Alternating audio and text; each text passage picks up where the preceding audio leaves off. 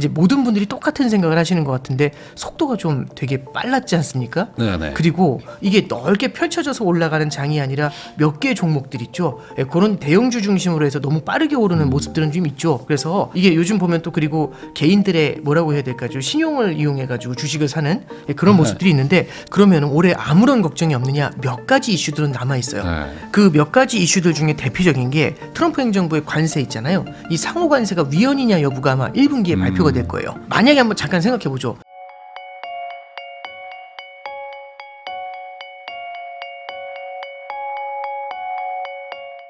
안녕하세요. 부익남TV의 부익남입니다. 오늘은 대한민국 최고의 거시경제 전문가이시죠. 신한은행 프리미어 패스파인더 오건영 단장님 모시고 최근 경제 상황에 대해서, 그리고 투자는 어떻게 될지 이야기 나눠보도록 하겠습니다. 단장님 안녕하세요. 네, 안녕하세요.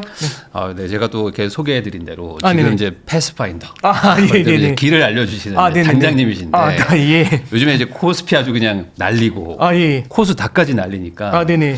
요즘에 진짜 그 뭐 자산가분들 많이 상담하실 텐데 네네네. 이분들도 지금 완전 이거 자산이 엄청나게 늘어났을 것 같기도 하고. 네, 이게 이제 저희가 자산가분들 상담하는 건 맞고요. 그러니까 프리미어 패스파인더라는 조직이 신한은행하고 신한증권하고 같이 자산관리 브랜드로 신한 프리미어라는 브랜드를 만들었어요. 그리고 그 브랜드에서 전문가 조직이 있거든요.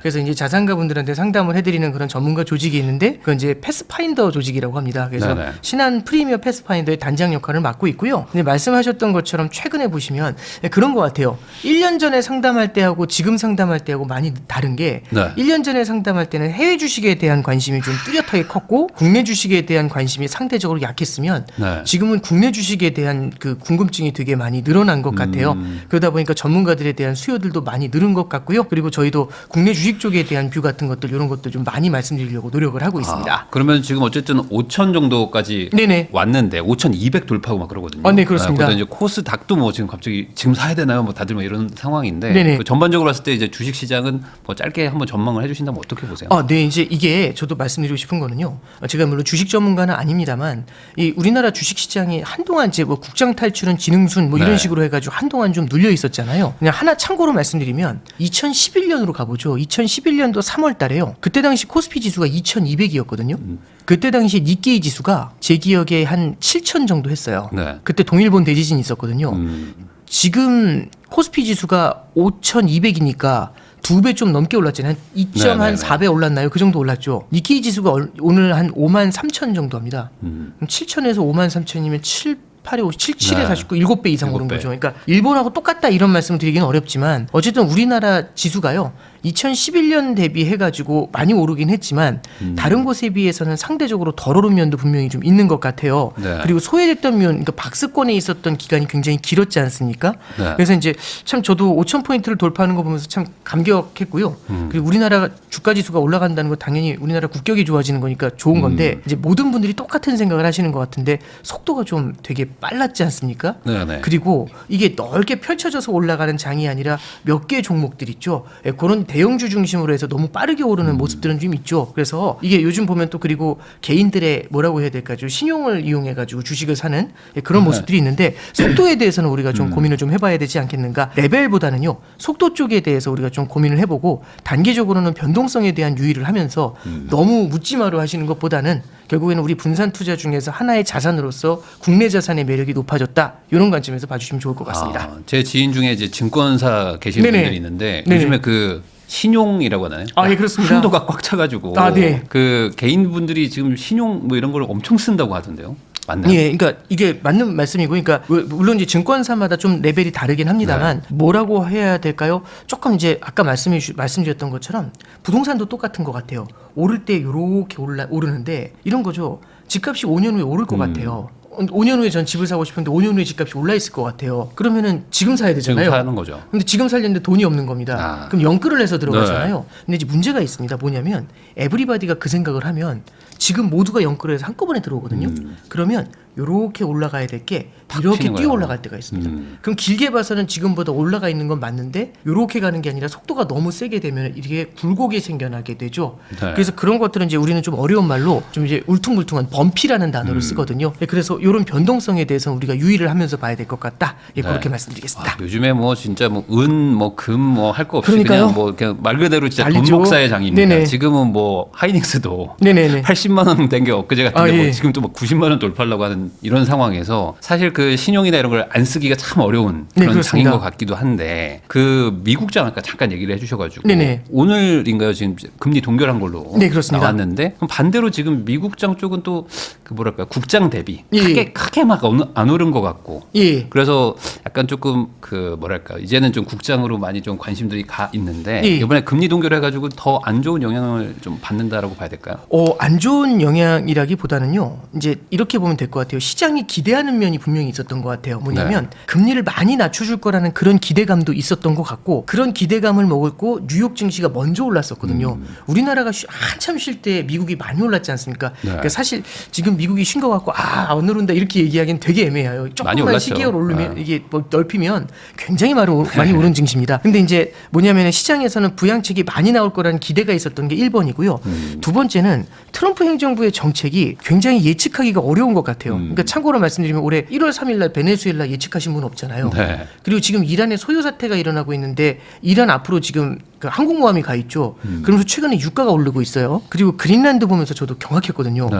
작년에 뭐라고 했냐면 캐나다 우리 땅, 그린란드 맞아요. 우리 땅, 파나마우나 우리 땅 이런 얘기 할 때 사실 말씀드리면 저도 그냥 웃었거든요. 참 독특한 캐릭터다. 근데 이번에 그린란드 갖고 유로존 가가지고 얘기하는 거 깜짝 놀랐는데 유럽 정상들 앞에서 얘기했지 그냥 그대로 그냥 얘기해드리면 그 얘기를 하잖아요. 유럽 정상들 다 모여 있는 데서 만약에 미국이 2차 대전때 미국이 없었으면 여러분들은 지금 독일어나 일본어 쓰고 있을 거라고 웬만한 그 심장으로 네. 못하지 않을까요? 저 같은 사람 절대 못할 말인데 이런 것들이 국제 공조에 대해서 그러니까 미국하고의 국제 공조라든지 교역에는 악영향을 줄 거라는 불확실성을 좀 만들어내는 것 같아요. 이런 것들이 미국 시장에는 주춤하는 영향을 주는 건 있는 것 같고요. AI가 너무 속도가 빨랐다라는 데 대한 주춤거림 이런 것들도 조금 있었던 것 같습니다. 근데 네. 이제 저 다시 한번 말씀드리면 그럼 미국이 아니고 이제는 한국이냐 이런 관점보다는요. 결국에는 양쪽을 같이 가져가시는 게 되게 중요한 것 같아요. 작년에 우리가 뭘 본 거냐면 미국만 달리진 않는다라는 걸 우리가 사실 본 거거든요. 그래서 작년에 국장을 비워놨었으면은 이른바 빈집털이를 당했을 겁니다. 네. 근데 미국만 달리는 게 아니라 우리나라도 같이 올라가는 모습을 보였잖아요. 그래서 결국에는 우리가 포트폴리오 투자를 할 때는 양쪽의 비중을 고루 좀 섞어가는 전략들 이런 것들이 올해는 더 유효하지 않겠나 싶습니다. 그러면은 뭐 지금 이제 제롬 파월 네네. 의장 임기도 이제 크게 얼마 안 남았습니다 이제. 네네. 네, 그러다 보니까 이제 미국도 올해 좀 금리 많이 내릴 것 같다. 뭐 이렇게 보는 예. 분도 있고 아닌 분도 있고. 네. 좀 중장기적으로는 어떻게 봐야 돼요? 저는 시장에서는 지금 서너 번씩 내릴 수도 있다. 돈 많이 풀어주는 사람이 연준 의장이 될 것이다. 이런 얘기를 하고 있는데 저는 그거 쉽지 않을 거라고 생각을 해요. 이게 왜 그러냐면 금리를 많이 내리는 사람이 들어온다라고 해도 이 사람이 갖고 있는 부담이 있을 거예요. 왜냐하면 금리를 어설프게 내렸을 때는요. 네. 물가에 대한 부담이 되게 크게 작용을 할 수 있습니다. 그럼 물가에 대한 부담으로 대표적인 케이스를 뭘 말씀드리냐면은 올해 11월 달에 미국의 중간 선거가 예정이 돼 있어요. 참고로 하나 말씀드리면 16년도 11월 달에 트럼프가 당선이 됐거든요. 네. 트럼프가 당선이 된 다음에 그때 당시에 대통령 상원 하원을 공화당이 다 갖고 있었어요. 그래서 17년도 18년도에 정책 밀 때는 되게 셌거든요. 네. 근데 18년도 중간 선거에서 트럼프가 하원을 갖다가 민주당한테 뺏겨요. 네. 그 다음부터는 힘을 많이 잃더라고요. 그런데 그거 그대로 갖고 와보죠. 그럼 트럼프한테 지금 재작년에 트럼프가 당선이 될 때 공화당이 대통령 상원 하원을 다 먹었습니다. 근데 만약에 올해 중간 선거에서 마찬가지로 지금 민주당한테 하원 뺏길 수 있다는 얘기 나오거든요. 그럼 되게 지난 1기 때 어떤 아픈 기억이 떠오르지 않을까요? 그럼 그 이후로 가면 레임덕에 대한 우려도 커질 수가 있어요. 이번엔 재선도 안 되니까. 네, 그렇죠. 그럼 네. 트럼프 입장에서는 이번에 중간 선거에 굉장히 비중을 많이 두겠죠. 자, 그럼 이제 중간 선거에 비중을 많이 둔다는 걸 공감했으면 이렇게 가보죠. 바이든 행정부로 가봅니다. 바이든 행정부가 그러면은 미국 경제의 성장을 갖다가 망쳤느냐? 네. 23년도, 24년도에 미국 성장률 나쁘지 않았고요. 주식시장 꽤 좋았어요. 근데 바이든이 쫓겨났죠. 네. 왜 그랬느냐? 보니까요. 성장은 나쁘지 않았는데 물가를 못 잡았습니다. 네. 물가를 못 잡다 보니까 바이든이 쫓겨났거든요.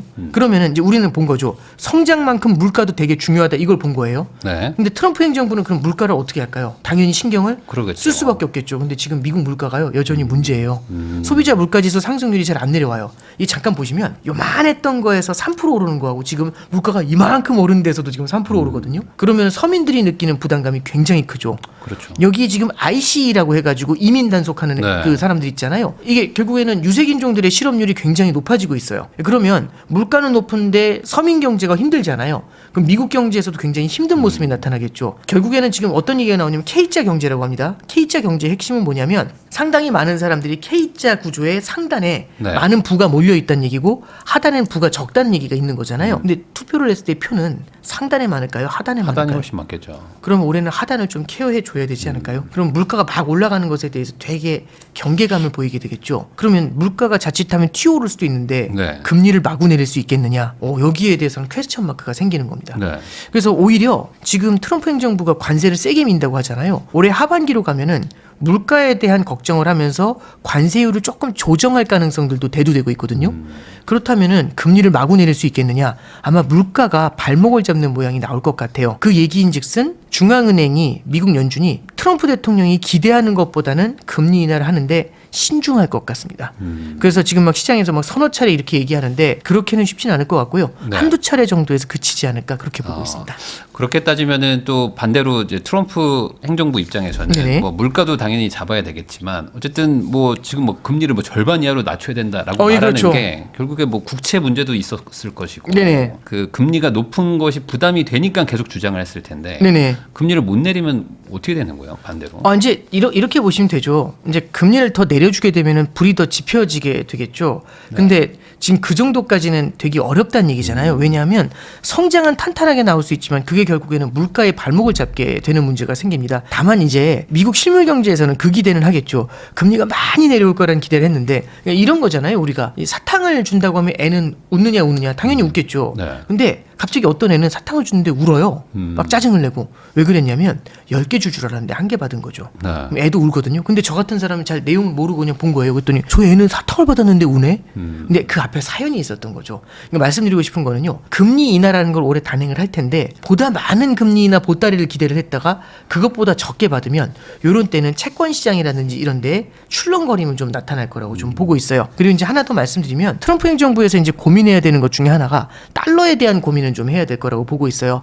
달러 가치가 떨어질 수 있다라는 그런 우려감이 생기고 있는데 네. 여기다 대고서 그냥 금리를 막 인하해 버리잖아요. 그럼 달러 가치가 하락되는 속도가 조금 더 빨라질 수 있습니다. 그러면 미국이요. 달러 패권이 흔들린다라는 그런 소문이 돌 수 있거든요. 이게 성장률을 제고하는 것도 되게 중요하지만 달러 패권을 유지하는 게 그 이상으로 중요할 수 있습니다. 그래서 앞서도 말씀드렸지만 미국의 금리 인하에서 연준이 조금 신중할 것 같다라고 보는 시각은 그런 데 초점을 맞출 수 있을 것 같습니다. 그러면 뭐 국채 발행이나 이런 것들은 뭐 금리 인하나 뭐 이런 거라기보다는 뭐 정말 스테이블 코인이나 뭐 이런 쪽으로 가서 어떻게 해결하려고 그렇죠. 하는 걸까요? 규제를 통해서 규제 완화를 통해 가지고 해결하는 방법을 찾거나 아니면 다르게 이제 금융 규제 같은 거 완화했었을 때 국채에 대한 수요를 늘리는 방법들이 네. 있겠죠. 그리고 이제 세수를 다른 방향에서 늘리는 방법을 아마 찾게 되지 않을까 싶습니다. 그렇게 따지면은 반대로 지금 한국은 지금 네. 금리를 계속 동결하고 있는 상황인데 네네. 한국 금리 전망은 좀 어떻게 보십니까? 한국은 미국하고는 좀 달라요. 왜 그러냐면 이렇게 보시면 될 것 같아요. 우리나라는 미국처럼 기축통화국이 아니다 보니까 성장하고 물가만 바라보지 않고 두 개를 더 봐요. 네. 그럼 그 두 개는 뭐냐? 첫 번째는 이제 가계부채를 보고요. 근데 이제 가계부채라고 쓰고 사실은 부동산이라고 읽어요. 그리고 두 번째는 환율을 같이 보게 됩니다. 네. 이 두 가지가 되게 중요한데 환율부터 한번 잠깐 생각을 해보죠. 환율의 문제는 이제 가계부채부터 잠깐 생각을 해보죠. 이게 가계부채가 늘어나는데 부동산 가격이 뛰면서 가계부채가 폭증을 하고 있어요. 그럼 부동산 가격이 더 뛰면 뛸수록 가계부채의 증가 속도는 늘어나지 않습니까? 한국은행이 이건 굉장히 걱정을 많이 해요. 네. 그러면 가계부채가 늘고 부동산 가격이 뛰고 있는데 거기다 대고 금리를 막 인하해 준다? 그러면은 이 부동산 가격을 잡기가 굉장히 어려워질 수 있죠. 네. 그래서 한 템포 멈춰섰고요. 작년 말에는 부동산 시장이 굉장히 뜨겁다 보니까 거기서 멈춰서서 기다렸던 면이 있어요. 그리고 두 번째는 이제 환율을 볼 필요가 있는데 미국 금리가 우리보다 높은 상태에서 지금 환율도 불안하잖아요. 환율도 불안하다라는 소문이 돌고 있는데 여기다 대고 금리를 인하한다? 그럼 난리 날 것 같지 않으세요? 자칫하면 환율이 위로 펑 뛰어 올라가는 문제가 생기게 되죠. 네. 그럼 우리나라 외환 보유고를 또 이게 메워가지고 환율을 방어할 수 있는데, 그럼 금리 인하를 통해서 얻는 편익보다 환율 방어를 통해서 쓰는 비용이 더 커질 수가 있죠. 네. 그래서 한국은행에서도요, 두 가지를 봐요. 환율에 대한 부담도 같이 보고, 그 다음에 가계부채에 대한 부담도 같이 봅니다. 근데 이제 참고로 부동산 시장은 훨씬 전문가시지만 부동산 시장이 여전히 안정됐다고 말하기엔 좀 애매한 부분이 분명히 있는 거잖아요. 물론 거래량이 줄었다는 얘기는 들었습니다만. 네. 두 번째, 외환 시장도 환율이 조금 내려오긴 했지만 과거보다는 높은 수준이고, 여전히 수를 자칫 잘못 뒀었을 때는 환율이 다시 튀어오를 수 있는 그런 심리적인 부담감들도 존재할 수 있어요. 그러면 한국은행 입장에선 단순히 성장하고 물가만 보면서 금리를 결정할 수 있느냐, 뒤에 두 가지를 같이 보는 거죠. 그래서 지금 가계부채의 부담하고 환율이 이렇게 높은 상태를 장기간 유지한다? 그러면은 여기서 금리 내리기가 굉장히 어려워집니다. 네. 그래서 시장에서 기대하는 것과는 달리 한국은행이 2.5%에서 기준금리 인하를 딱 멈춰선 현재 그런 스코어라고 보시면 될 것 같습니다. 그러면 당분간 아니면 올 한 해 한국은 좀 동결 기조로. 예, 동결 기조를 보고 있는데, 금리 인하를 하려면은요, 금리 인하를 위한 뭐라고 해야 될까요? 선결 조건이 굉장히 어려워진 것 같아요. 네. 그럼 선결 조건이 뭐냐? 환율의 상당 부분 많이 안정이 돼야 되고, 그리고 말씀드렸던 것처럼 부동산 시장도 꽤 많이 소강 상태를 보여야 됩니다. 그러니까 결국에는 글로 넘어가려면, 금리 인하로 넘어가려는 허들이 굉장히 높아진 거잖아요. 네. 아, 환율이 많이 내려갈까? 이런 의구심이 생기고, 부동산 시장이 빠르게 안정이 될까? 그것도 되게 걱정이 많이 되잖아요. 그러면 이런 우려가 계속 남아있게 되면 한국은행이 기준금리 인하를 하기가 굉장히 어려워질 수 있습니다. 그래서 시장에서는 야, 그러면 높은 확률로 기준금리 인하는 끝난 거 아니야? 라는 생각들을 좀 하고 있다. 이렇게 보시면 될 것 같습니다. 그러면 지금 미국은 내려갈 확률이 높고 우리는 동결이면 결국에 이제 격차는 줄어드는 거네요. 네, 그렇죠. 그럼 격차가 줄어들면은 그 이제 환율엔 좀 안정세가 온다고 봐야 될까요? 이게 참고로 하나 말씀드리면요, 미국 금리가 이렇게 말씀드릴게요. 작년도 1월로 가보면 미국 10년짜리 국채 금리가 한 4.5 정도 했어요. 네. 근데 그때 당시 우리나라 10년짜리 국채 금리가 2.5 정도 했거든요. 둘이 2% 차이 났어요. 네네. 그때 환율이 1,480원이었어요. 참고로 최근에 환율이 또 1,480원 또 왔거든요. 네. 그때 미국 10년짜리 국채 금리가 4.2였고요. 우리나라 10년짜리 국채 금리가 3.6이었어요. 둘 차이가 0.6%밖에 안 나거든요. 그러게요. 2.0에서 0.6으로 확 줄었죠. 근데 환율은 똑같이 1,480원이었어요. 네. 그럼 이건 뭘로 해석을 할 수 있느냐? 그러니까 환율에 영향을 주는 건 굉장히 다양한 요인들이 있어요. 근데 어떤 때는요, 금리 차보다 다른 걸 바라보는 경우들이 더 많습니다. 그래서 금리 차를 바라볼 때는 금리 차에 따라서 환율이 되게 민감하게 움직였는데, 최근에는 금리 차보다 다른 쪽, 특히 달러에 대한 수급, 심리 상황, 이런 것들이 더 영향을 많이 주고 있는 그런 모습을 좀 나타내고 있어요. 그래도 격차가 줄어들면 어쨌든 환율에는 뭐 플러스, 그러니까 좋은 영향을 주는 거 아닐까요? 그럴 수 있죠. 그럴 수 있죠. 그래서 이게 우리는 이렇게 보면 될 것 같습니다. 단기적으로는 여러 가지 요인들이 영향을 주겠지만, 또 금리 차에 또 시장이 포커스를 맞춰주는 시각이 네. 올 수 있거든요. 그 시간이. 그럴 때에는 환율의 안정에는 플러스 요인을 주는 그런 케이스가 될 수는 있습니다. 그러면 올 한 해는 전반적으로 뭐 어쨌든 소위 말하는 뭐 에브리싱 랠리 해가지고 네. 뭐 다 올라간다, 지금 뭐 금은 뭐 다 가는데 네네. 이게 또 그렇게 될 거냐 아니냐, 이거 가지고 또 어쨌든 뭐 연초니까 다들 네네. 뭐 이렇게 설왕설래가 있단 말이죠. 네네. 뭐 어떻게 보십니까? 이제 에브리싱 랠리가 될 때 시각을 한번 잠깐 보시면은요, 미국은 트럼프 행정부에서 강하게 관세로 압박을 했다가 네. 타코라고 해가지고 관세에서 물러나는 모습을 보였어요. 그러면서 미국에선 또 얘기가 나온 게 뭐냐면, 타코로 물러났을 뿐만 아니라 그때 이제 OBBBA 법안이라고 해서 대규모 네. 감세 법안을 통과시키면서 감세 법안으로 후면 지원해줬어요. 그리고 작년 9월 달에 미국 연준이 기준금리 인하를 단행을 하면서 3번 정도 인하를 단행하면서 통화 완화로 지원해줬어요. 네. 그러면 재정에서 도와주고 통화에서 도와주고 그렇게 이제 지원을 해줬고, 강하게 밀어붙이던 성장을 위축시킬 수 있는 관세 이슈에서 후퇴를 해줬죠. 네. 그럼 요 세 가지가 딱 맞물리니까 이런 것들이 에브리싱 랠리에는 도움을 상당히 줬던 것 같아요. 그럼 올해도 그만큼 갈 수가 있겠느냐? 앞서 보셨던 것처럼 금리 인하가 생각보다는 좀 빡빡할 것 같아요. 왜냐하면 이제 인플레이션에 대한 리스크가 있으니까요. 그리고 트럼프의 정책 자체도 작년보다는 조금 더 울퉁불퉁하게 변동성을 높이게 될 수가 있을 것 같아요. 그래서 에브리싱 랠리의 가능성을 작년보다는 조금 낮춰서 보시는 게 낫지 않겠나? 그렇게 생각을 합니다. 그러면 연초랑 연말 기준으로 봤을 때 연말이 더 좀 뭔가 좀 올라가 있을 것 같긴 하지만, 말씀을 네네. 쭉 들어보면 지금 뭐 유럽과의 뭐 어떤 그런 좀 분쟁 느낌도 있고 하니까 네네. 뭔가 좀 지금 다들 막 너무 막 박수 치고 있는 분위기잖아요. 네네네. 이럴 때 한 번씩 그게 잠깐이라도 한번 조정이 올 만한 그런 게 좀 이렇게 다 이렇게 응축되고 있다. 약간 이런 느낌이거든요. 이게 여러 가지 제가 하나 말씀드리고 싶은 게 그러면 올해 아무런 걱정이 없느냐? 몇 가지 이슈들은 남아 있어요. 네. 그 몇 가지 이슈들 중에 대표적인 게 트럼프 행정부의 관세 있잖아요. 이 상호 관세가 위헌이냐 여부가 아마 1분기에 발표가 될 거예요. 만약에 한번 잠깐 생각해 보죠. 그럴 가능성 별로 없어 이렇게 생각하실 수 있지만 이게 우리가 매크로 마켓을 볼 때 제일 중요한 건 무슨 일이 앞으로 어떻게 일어날지는 아무도 몰라요. 근데 이런 건 있습니다. 정해진 이벤트들이 있어요. 네. 그 예를 들어서 월드컵 올해 하잖아요. 네.